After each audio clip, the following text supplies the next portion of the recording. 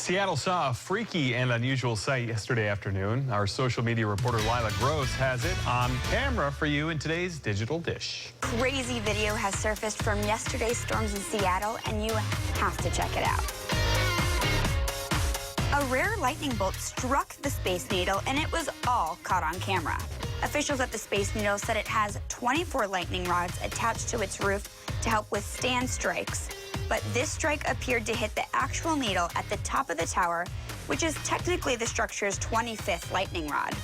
The Space Needle tweeted out a video of the strike, and it received over 15,000 reactions online.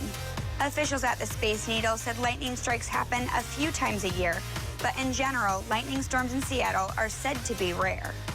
Thankfully, no one was hurt, and the iconic structure still stands tall. Head over to our Facebook page to watch the full video and stay social.